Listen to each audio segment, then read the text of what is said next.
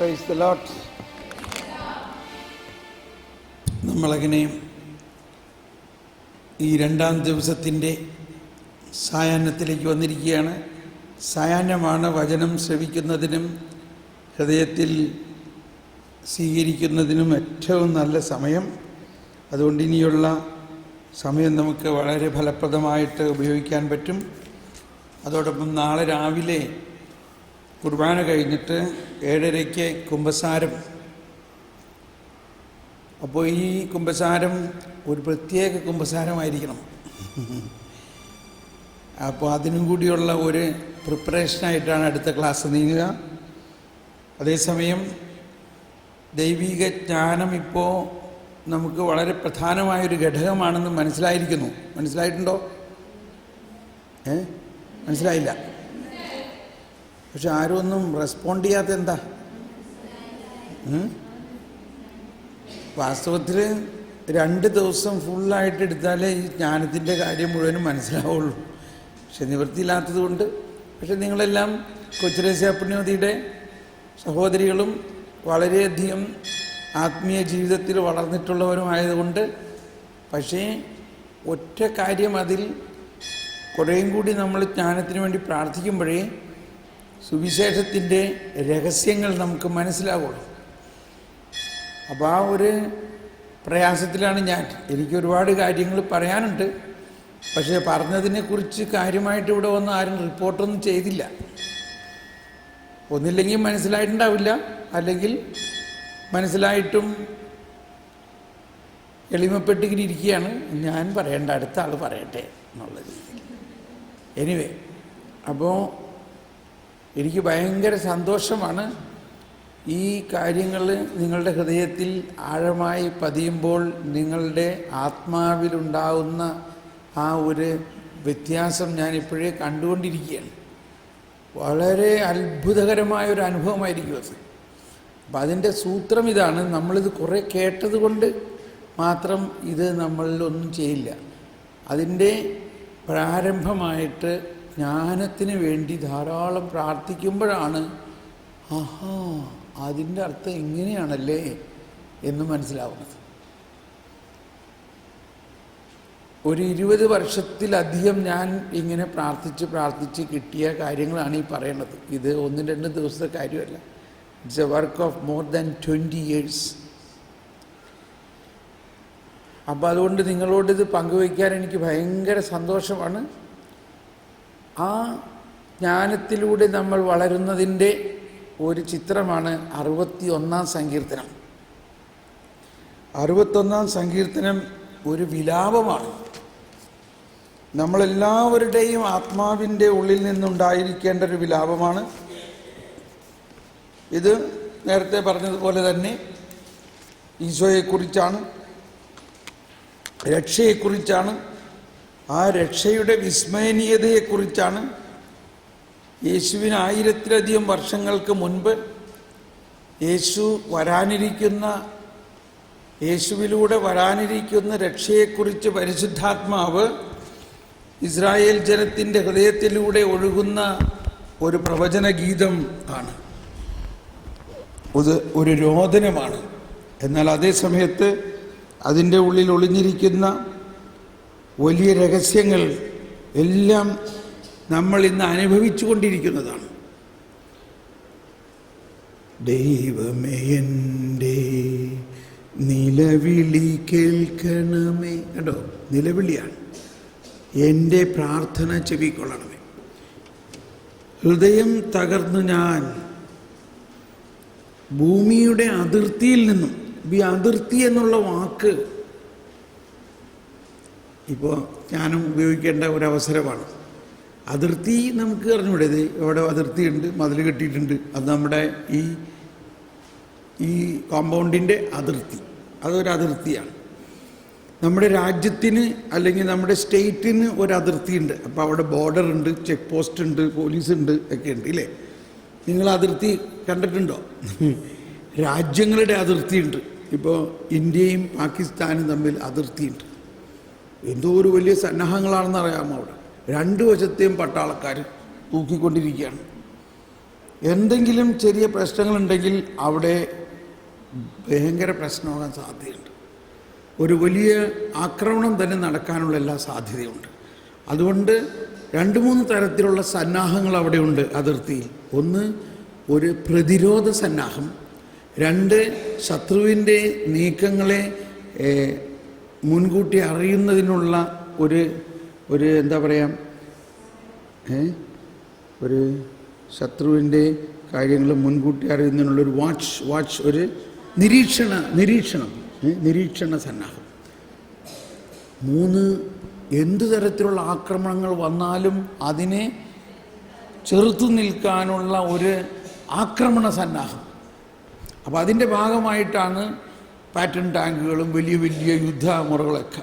ഇതാണ് അതിർത്തി. സുവിശേഷത്തിൽ പറയുന്നുണ്ട്, ഞാൻ നിങ്ങളെ ലോകത്തിൻ്റെ അതിർത്തിയിലേക്ക് അയക്കുന്നു.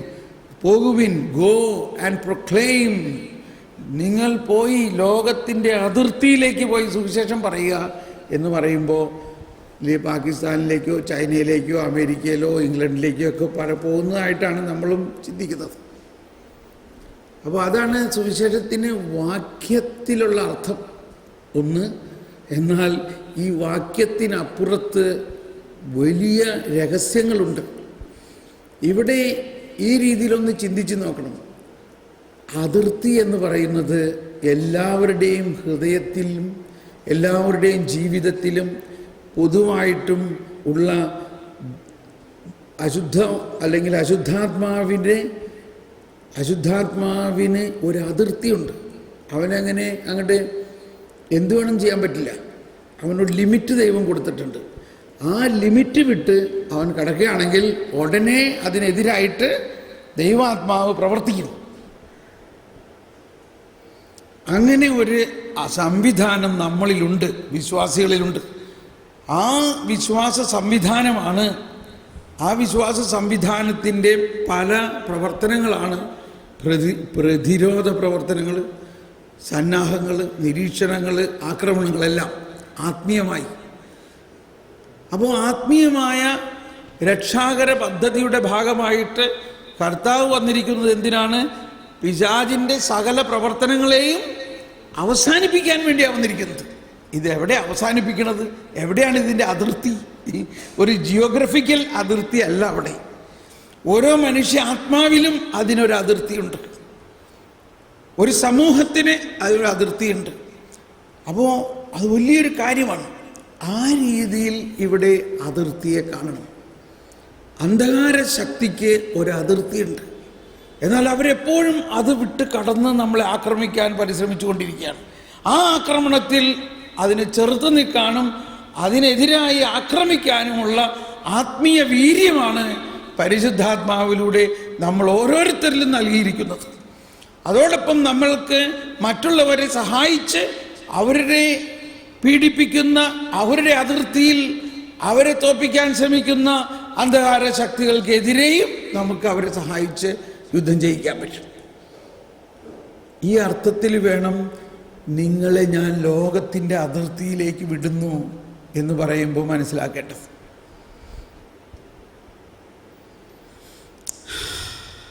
ഓക്കെ, അപ്പോൾ ഇവിടെ പറയുകയാണ്, അവിടെ 61, ഹൃദയം തകർന്ന് ഞാൻ ഭൂമിയുടെ അതിർത്തിയിൽ നിന്ന് അവിടത്തോട് വിളിച്ചപേക്ഷിക്കുന്നു. അപ്പോൾ ഈശോ വരുന്നതിന് മുമ്പ് ഈ സന്നാഹങ്ങളൊക്കെ ചെയ്തിട്ടുണ്ടെങ്കിൽ ഇവർക്ക് ജയിക്കാൻ പറ്റണില്ല. അങ്ങനത്തെ ഒരവസ്ഥയായിരുന്നു. അതാണ് ആ പാപത്തിനെതിരായിട്ടുള്ള യുദ്ധത്തിൽ അവർക്ക് ജയിക്കാൻ പറ്റുന്നില്ല. യേശു വന്നു കഴിയുമ്പോഴാണ് ജയം നടക്കുള്ളൂ. ഹൃദയം തകർന്ന ഞാൻ ഭൂമിയുടെ അതിർത്തിയിൽ നിന്നവിടത്തോട് വിളിച്ചപേക്ഷിക്കുന്നു. എനിക്ക് പ്രാപ്യമായ പാറയിൽ എന്നെ കയറ്റി നിർത്തണമേ. അങ്ങാണെന്റെ രക്ഷാകേന്ദ്രം. എല്ലാവരും നോക്കുക. ശത്രുക്കൾക്കെതിരെയുള്ള സുശക്ത ഗോപുരം. അങ്ങാണെന്റെ രക്ഷാകേന്ദ്രം, ശത്രുക്കൾക്കെതിരെയുള്ള സുശക്ത ഗോപുരം. ഞാനങ്ങയുടെ കൂടാരത്തിൽ എന്നേക്കും വസിക്കട്ടെ. അങ്ങയുടെ ചിറകിൻ കീഴിൽ ഞാൻ സുരക്ഷിതനായിരിക്കട്ടെ. ആശയം മനസ്സിലായില്ലേ? അപ്പോൾ ഈ സുശക്ത ഗോപുരം എന്ന് പറയുന്നത് ശത്രുക്കൾക്കെതിരായിട്ടുള്ള അങ്ങാണെൻ്റെ എനിക്ക് അപ്രാപ്യമായ പാറ എന്ന് പറയുന്നത്. ഇനി നാളെ നമ്മൾ ഈ പാറയെക്കുറിച്ചൊരു തീമുണ്ട്. യെശയ്യായിൽ പറഞ്ഞിരിക്കുന്നതാണ്, ദൈവത്തെ അന്വേഷിക്കുന്നവരെ, ദൈവത്തിൻ്റെ നീതി തേടുന്നവരെ. ഏത് നീതി? ഈ പുതിയ നീതി, ശിക്ഷിക്കാത്ത നീതി, രക്ഷിക്കുന്ന നീതി, വാത്സല്യമുള്ള നീതി, കരുണയുടെ നീതി തേടുന്നവരെ, നിങ്ങളെ വെട്ടിയെടുത്ത പാറയിലേക്കും നിങ്ങളെ കുഴിച്ചെടുത്ത ഖനിഗർഭത്തിലേക്കും നോക്കുവിൻ എന്ന് പറയുന്നത്. അത് വിശദീകരിക്കാം നാളെ. അപ്പോൾ നമ്മൾക്ക് ദൈവം തന്നെ അബ്രാഹത്തിന് കൊടുത്ത വിശ്വാസമാണ് നമുക്ക് കിട്ടിയിരിക്കുന്നത്. അതാണ് ഈ പാറ. ആ പാറ യേശുക്രിസ്തുവിലൂടെയുള്ള രക്ഷാകര പദ്ധതിയിലാണ് ആ പാറയിലേക്ക് നമ്മൾ പ്രവേശിക്കുന്നത്.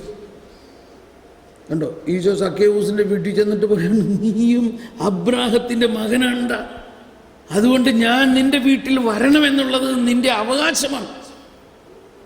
നീ എന്തായിരുന്നാലും ഞാൻ വരികയാണ്, ഞാൻ നിന്റെ കൂടെ ഇരുന്ന് ഭക്ഷണം കഴിക്കണം. കണ്ടോ, അതാണ് പാറ. അപ്പോൾ രക്ഷ എന്ന ദൈവത്തിൻ്റെ സൗജന്യമായ ദാനമാണത്. സൗജന്യമായ ഗ്രേസ് എന്ന് പറയുന്നത് ഗ്രാറ്റിസ്, ഫ്രീ ഗിഫ്റ്റ് ആണ്. It is A free gift. ആ സൗജന്യമായ പാറ എന്ന വരിക കർത്താവേ എനിക്ക് സാധിക്കണില്ല. എൻ്റെ ശത്രുവായ ഈ പാപവും ആ പാപത്തിൻ്റെ എല്ലാ പ്രകോപനങ്ങളിൽ നിന്നും എനിക്ക് യുദ്ധം ചെയ്ത് ഞാൻ തോറ്റു. ആ അതിർത്തിയിൽ എന്നെ വന്നെന്നെ സഹായിക്കണേ. ആ ശത്രുവിൻ്റെ കരത്തിൽ നിന്ന് എന്നെ രക്ഷിക്കണേ. എനിക്കപ്രാപ്യമായ പാറയിൽ എന്നെ കയറ്റി നിർത്തണമേ. എനിക്ക് കയറാൻ പറ്റുന്നില്ല. കണ്ടോ, ഇതിപ്പോ കൊച്ചറസ്യ പറഞ്ഞിട്ടുള്ള ലിഫ്റ്റ് എനിക്ക് അയച്ചു തരണേ. ഇല്ലേ? പിതാവേ, ഞാനൊരു കുഞ്ഞാണ്, എനിക്ക് ഈ വലിയ വിശുദ്ധന്മാരെ പോലെ ഉപവസിക്കാനോ പ്രാർത്ഥിക്കാനോ യുദ്ധം ചെയ്യാനോ എനിക്ക് വേണ്ടി നീ ഒരു ലിഫ്റ്റ് അയച്ചു തരണേ, എന്നിട്ട് എന്നെ അങ്ങ് പൊക്ക്. അതല്ലേ ഇതിൻ്റെ അർത്ഥം? എനിക്കപ്രാപ്യമായ പാറയിൽ എന്നെ കയറ്റി നിർത്തണമേ. അങ്ങാണെൻ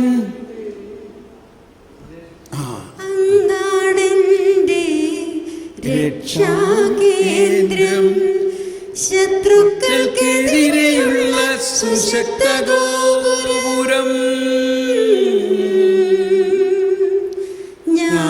ഞാനങ്ങയുടെ കൂടാരത്തിൽ എന്നേക്കും വസിക്കട്ടെ.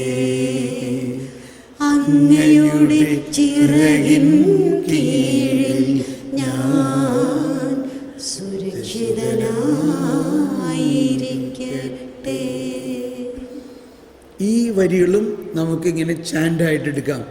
അതിങ്ങനെ കുറച്ചങ്ങ് പഠിച്ചു കഴിഞ്ഞാൽ എപ്പോഴും ഇങ്ങനെ ഹൃദയത്തിൽ ഇതിങ്ങനെ താനേ ഒരു മെലഡി ആയിട്ട് ഇങ്ങനെ വന്നുകൊണ്ടിരിക്കും.